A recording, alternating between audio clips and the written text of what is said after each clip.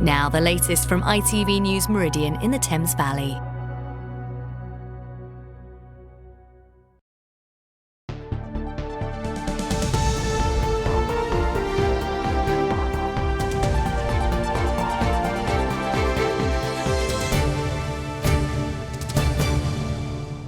Hello, you're watching ITV News Meridian here in the Thames Valley. Your headlines this Thursday evening.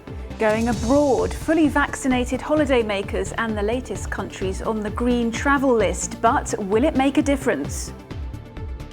People in North Hampshire are told they'll have to travel to dump their rubbish for free or pay for using Berkshire sites. Also tonight, a 3-year-old saves her mother's life. Paramedics say her actions were incredible. 3 9s. Yes. 9, 9, 9. Yes. And the Olympian from Crowthorne staying home for the Games after catching COVID the night before flying out. Her story.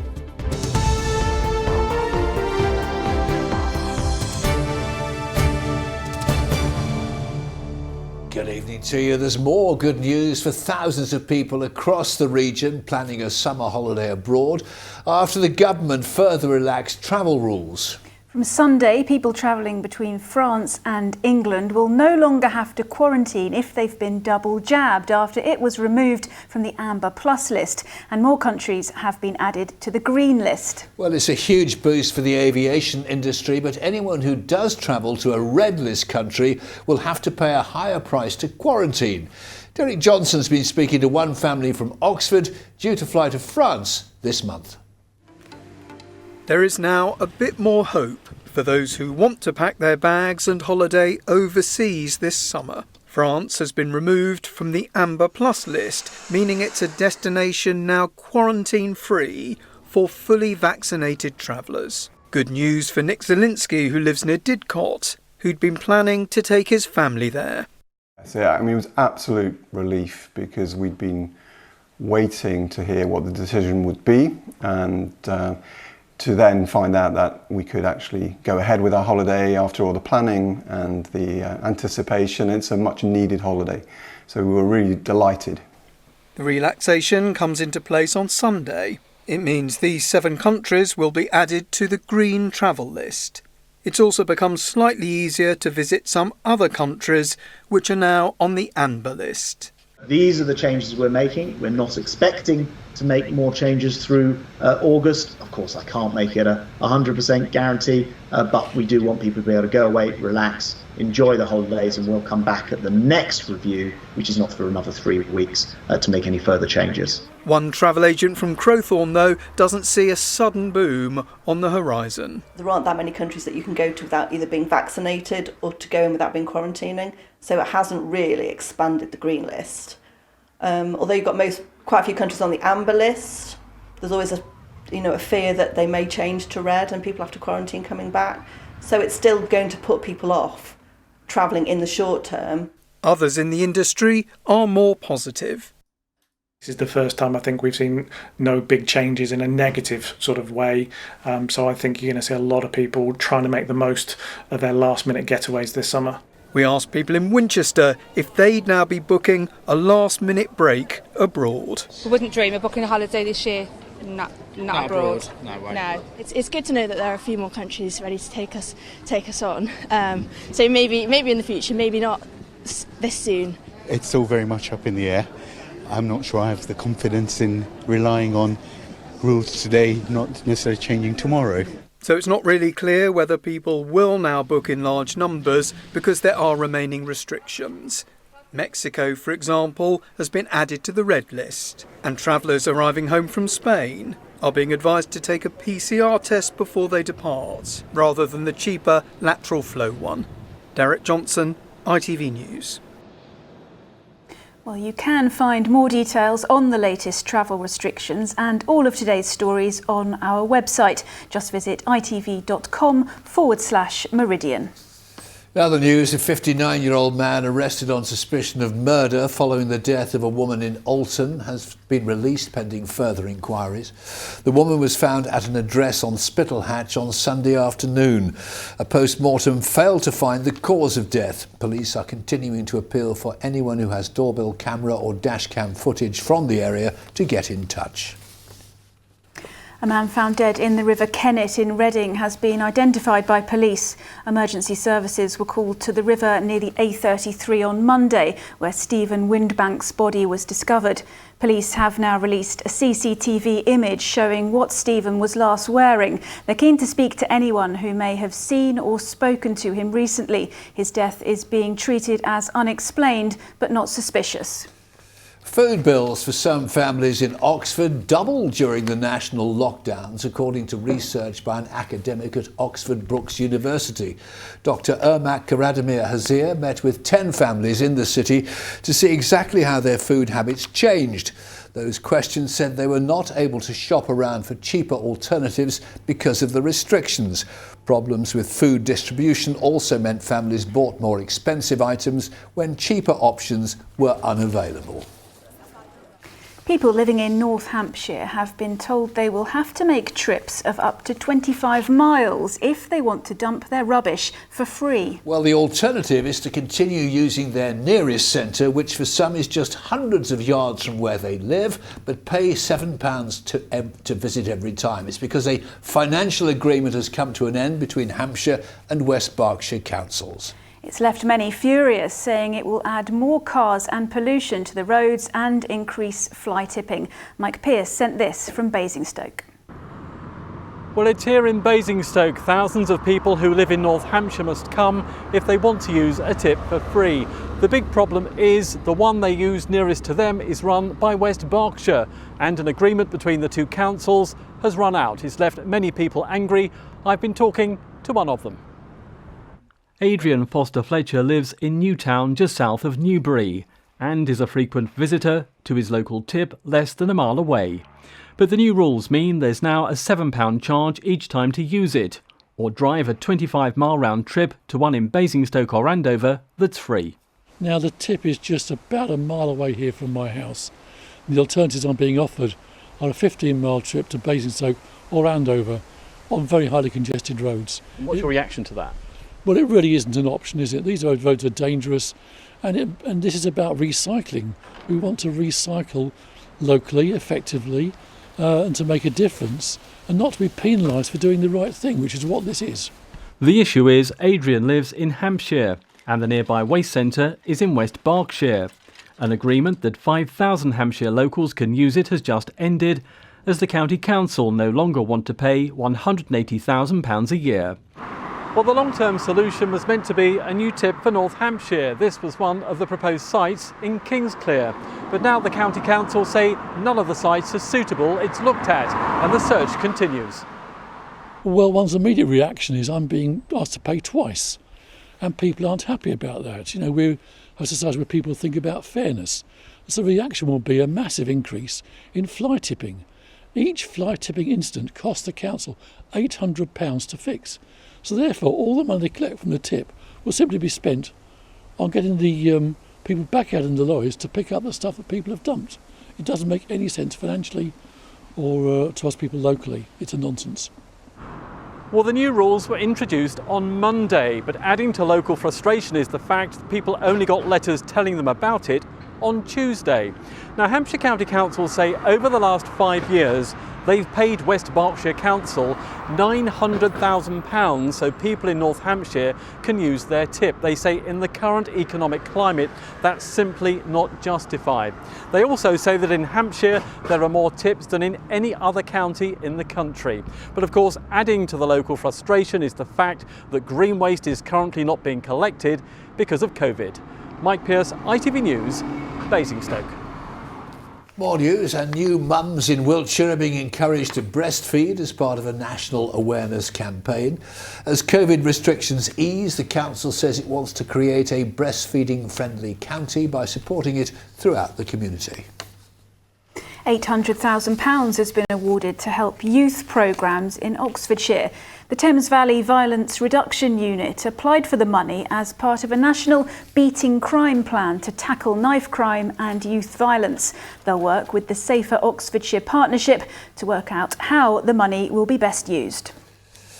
And organisers of the Reading Half Marathon have confirmed this year's event will go ahead on the 7th of November. The race, which starts at Green Park and finishes in the Medeski Stadium, was put on hold last year because of COVID restrictions. Well, you're watching ITV News Meridian here in the Thames Valley. We're delighted you are. Thank you so much for choosing us. And coming up, sales of board games soared during lockdown. We take a look at the multi-billion-pound industry. And it looks as though the unsettled weather is set to continue for a little while longer. I'll be back later with the full forecast.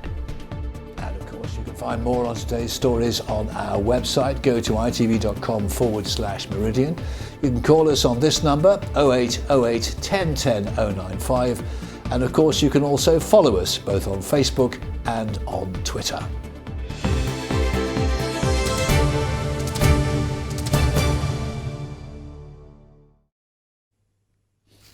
A mother from Sussex has described how her 3-year-old daughter saved her life when she suffered a serious asthma attack. Kaylee Robus was left unable to summon help when she collapsed. But her daughter Imogen dialed 999, then calmly directed paramedics to the family home. With more, John Ryle. 999. Yes! Little Imogen Robus is in no doubt which number to call in emergencies. So the 3-year-old knew just what to do when her mum, Kaylee, suffered the worst asthma attack of her life. Kaylee was struggling to breathe and unable to speak. I was absolutely terrified, and I thought, I don't know what I'm going to do, because it was just me and her at home. My husband was at work, no one was around, and I couldn't talk at all. And then she came up to me, she said, "Mummy, you need to ring the number." And so I put 999 in on my phone. And that was it. She took the phone after that. 999. Yes. Mummy needs the ambulance. Yes. Hello, darling. Do you know what road you live on, sweetie? Okay. You're doing so well, sweetie. How old are you? 3. You're 3. Do you have a garden you can shout to your neighbours for help? Darling, you need to go shout for help for Mummy. Imogen wasn't able to tell the ambulance service the family's exact address, but she accurately described how the house has a grey front door, with a bus stop outside and a shop nearby. The call handler was astonished that a 3-year-old could be so calm under pressure. It was very much finding a way of how she is going to understand what I need to help her mum, but in a way that's not going to scare her, because at the moment she is her mum's kind of lifeline, and that's what was really kind of important. As soon as they arrived, she came running in and she said, "Oh, Mummy, it's going to be okay now because they're here to help you." Kaylee was taken to the Princess Royal Hospital in Haywards Heath, where she needed 5 days of treatment to recover from the asthma attack. I think if I was here on my own, if it was a day she was at nursery, I don't think I'd be here. Kaylee says she's never taught Imogen how to dial 999, and she's still not sure where she learnt it. But her parents are just so grateful that somehow their little girl stepped up when they needed her most. John Ryle, ITV News, Burgess Hill. She's amazing, isn't she? Well done, Imogen. Incredible. Now, it's estimated that 1 in 5 people are living with a disability, and for the majority, their disability may not be immediately obvious. ITV's Tonight programme will this evening be looking at what life is like for those living with a hidden disability, such as chronic pain. Amrit Kahir reports. Walking down the street, you'd know straight away that somebody in a wheelchair or with a guide dog probably lives with a disability. But hidden disabilities don't have any physical signs. However, they can still make daily life more demanding for the millions of people that live with them. There's a misconception that everybody who's disabled in this country is in a wheelchair, is blind, has a hearing aid, and that couldn't be further from the truth, because about 80% of disabilities in this country are what we might describe as hidden or invisible. So actually there's far more people who have a disability than we realise. There was an important step forward in 2019 for people with non-visible disabilities. The government confirmed that they could automatically access blue badge parking. But it's more than just laws and regulations that need to change. It's public consciousness too. I've got 3 autistic children. They're all absolutely fabulous. They're amazing. I've got twins that are 7, Leo and Penelope, and then I had another little girl called Felicity. She's 4. Model Christine McGuinness is married to TV personality Paddy McGuinness. When she goes out with her children and parks in disabled parking spaces with her blue badge prominently displayed, she sometimes gets a negative reaction. I think life is quite isolating when you've got young children, but when you've got children with autism, the places to go are even more limited. Leo's behaviour can be more unpredictable. When we're driving around looking for a car parking space, his anxiety is building. Christine says she's also been approached on family outings. I have actually been confronted when I was on my own with the children by a man saying that I wasn't disabled, my children aren't disabled, so why are you parked in a disabled space? And it was quite intimidating. There's about 14 million people in the UK who are disabled. Many of them experience everyday intolerances and being judged for that. It's those sort of everyday misconceptions about what a disability is, what a disabled person looks like that can add up. Later on this evening, the Tonight programme will be looking more deeply into the challenges that face those living with hidden disabilities. Amrit Gahir, ITV News. Yes, and that's Hidden Disabilities, What's the Truth, tonight at 7:30. Fast approaching 17 minutes past 6, and the ITV Evening News Hour continues with the national and international news at 6:30. To London now for a preview, Lucrezia Millarini. Coming up, I hope they rot in prison. The family of an innocent teenager murdered in a botched drive-by shooting speak of their anguish as her killers are sentenced. Also ahead, unvaccinated, young and critically ill in hospital. Admissions of under 35s hit 4 times the January peak. And gold at last on the track. Matt Walls breaks cycling's duck as Team GB hits 50 medals. Join me for those stories and more, 6:30. Staying with the Olympic theme now, because an athlete from Berkshire says she's already set her sights on the Paris Olympics, having missed out on Tokyo 2020 in heartbreaking fashion. Yes, Amber Hill from Crowthorne tested positive for COVID the night before she was due to fly out to the Games, but she's told Andrew Pate she'll be back. Amber Hill says her family, her friends and her dogs Wolf and Biggles have helped her cope with missing the Olympics. Ranked world number 1 in her sport, she was an important part of Team GB's kitting out day last month, but on the eve of flying to Tokyo, she tested positive for COVID. My heart just literally sank and I kind of just dropped to the floor and just started crying because I kind of knew that my Olympic Games was over, and you just think back to all the hard work that I'd been putting in for not just months but years before, just in preparation for those 2 days. And then the fact that at the last minute it was taken away was just heartbreaking. Amber was 18 years old when she qualified as a finalist at the Rio Olympics, before winning a silver medal at the Commonwealths 2 years later. So the skeet shooter from Crowthorne has found not being involved in Tokyo particularly tough. It's definitely been up and down. I can't lie about it. There's some days where all I want to do is cry, and then I'll pick myself up and really want to be part of the Games. But I've tried not to feel too sorry for myself, because I really have done everything I could possibly do to get myself to that Games in the best form possible. As a proud Olympian, Amber's been wearing the Team GB kit while watching her teammates, and reckons after a much needed break, she will be back. And what are your aims now from a skeet shooting point of view?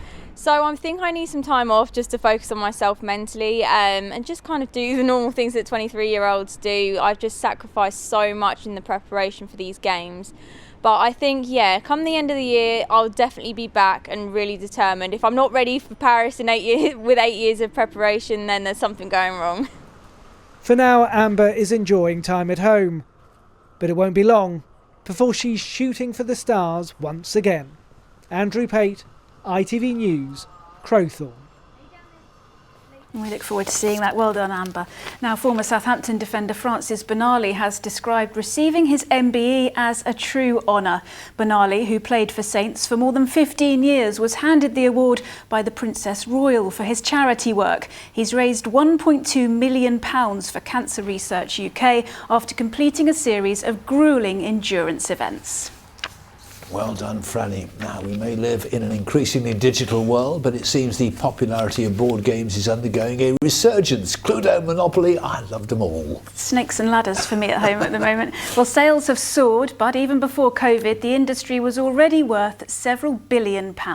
Nick Smith reports. Sometimes you've just got to roll the dice and see where chance takes you. But board games can be a pretty safe bet.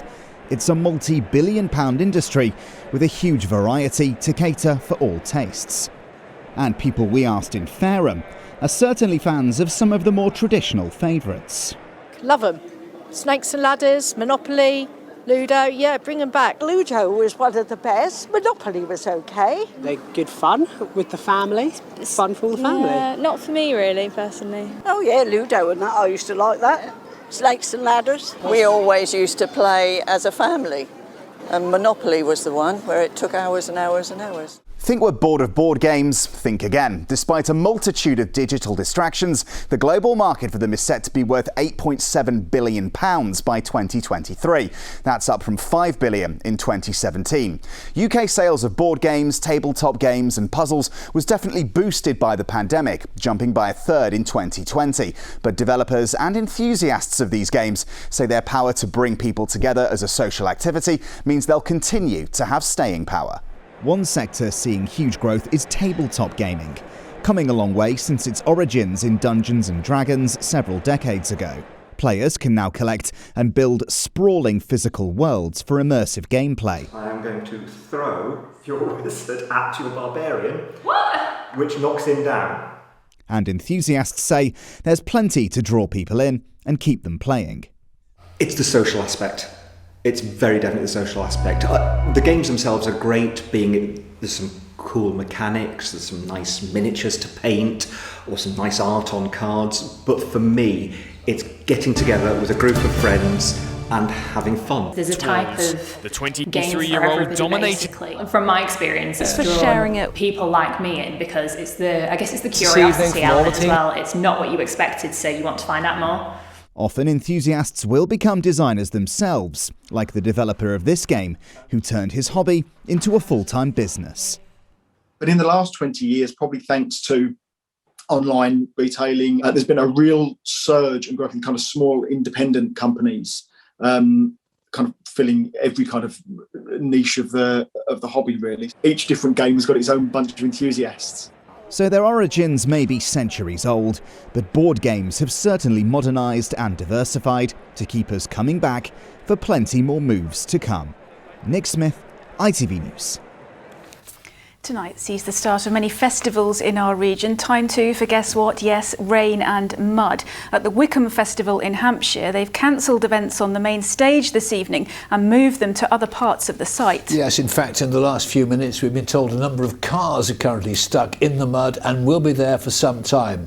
The 4-day music and arts event includes names like Van Morrison and Toyah. Christine Alsford has just sent us this. Well, things have certainly got off to a very soggy start here this afternoon. The conditions really are quite atrocious, and we're only a few hours in. There are tractors moving things around left, right and centre. The area where the crowd should have been standing this evening is just a total quagmire. And we've heard that all the main acts this evening have been moved and cancelled now from the main stage to alternative venues around the site.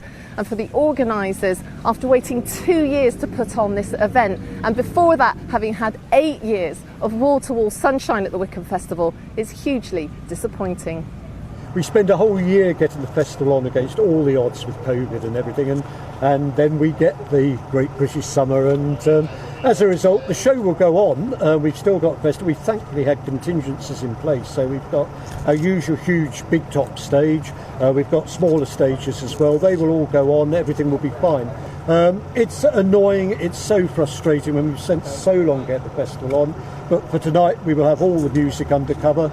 At least that means we all stay dry. Well, they're really hoping that everything starts to dry out here overnight, because the big headline act on Saturday night, of course, here is Van Morrison. Everyone's so looking forward to that. So much hard work has gone into organising this festival, and everything is ready. You've got the huge number of toilets behind me, you've got stalls, there's late night comedy, everything is ready to go. And everyone is so up for this event. We've been talking to some of the guests. It's amazing, everyone's really enjoying it, everyone's really happy, even in the rain, even in the mud. Everyone's just, it's a great vibe at the moment. So lucky, really, it's right on our doorstep, we haven't had to travel far. Even in the rain, it's great. Don't know what we're going to do. We're just going to have a walk round, and I've got my wellies on. Well, this isn't the only festival that gets underway in our region today. Oxfordshire's most colourful festival, the Wilderness Festival, is also beginning. That's being held at the Cornbury Estate, and also is going ahead for the first time in 2 years because of the pandemic. There will be a focus on music acts and also on food.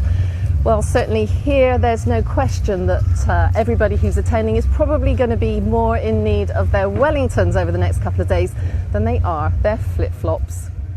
But it's not really festival weather, is it? It's not at all, is it, Fred? No, we need to speak to Pip about this, don't we? Pip is in the weather studio for us now. And Pip, first, you've got some lovely footage to show us. Yes, we'll talk about the weather in a minute, but I do have some lovely footage, and some very rare footage at that. Now, earlier this week, we learned that pine martins were making a return to the south, and one of our viewers actually spotted one in her garden. Let's take a look at that footage. This comes from Julie Balsam. Julie was up bright and early this morning, and she was rewarded with this, a pine martin and a squirrel chasing around a tree. And what makes this really special is that until recently, pine martins were generally only found in the more northern reaches of the UK. So seeing them popping up across the south is really exciting. Now, Forestry England also released some footage earlier this week of pine martins in the New Forest, and they'll be working with Hampshire and Isle of Wight Wildlife Trust as well as Wild New Forest over the next year to study them and see how they're getting on. So a few facts about these rare and elusive creatures.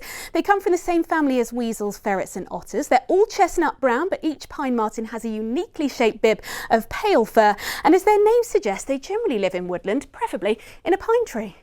You are a world expert on pine martins. It's not really pine martin weather, or is it?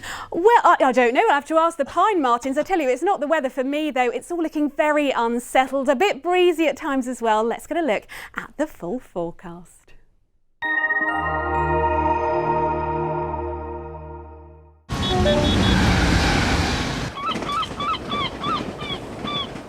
Great Western Railway sponsors the ITV Meridian weather. Well, despite a largely dry start, of course, cloud and rain has been spreading across the region today, and it sets us up for a pretty changeable picture over the next few days. Plenty of showers on the scene, quite breezy at times too, but there will be some sunshine to be found, and in the sunshine actually feeling warm enough. So what's going on out there at the moment? Well, we're losing today's rain away eastwards, but behind it, a fair few showers tucking in behind, and those continuing to feed across the region through the rest of the night. They will be moving through fairly quickly on the brisk breeze, and the breeze in turn helping to keep the temperatures up. Lows tonight 14 or 15 Celsius. Now those showers will continue as we head into tomorrow morning, so sunny spells and showers from the word go, more of the same into the afternoon, and as the temperatures rise, some of those showers can become heavy and even locally thundery. But in the sunshine, out of the breeze, temperatures a little higher than today, peaking in the low 20s. High tides for tomorrow, then just the one there for Poole, 1 minute past 8 in the evening. And then as we look ahead to the start of the weekend, you can see plenty more showers feeding in from the southwest, low pressure firmly in charge, and that really sets the scene not just through the rest of the weekend but into the early part of next week. Sunshine and showers very much the order of the day. Great Western Railway sponsors the ITV Meridian weather.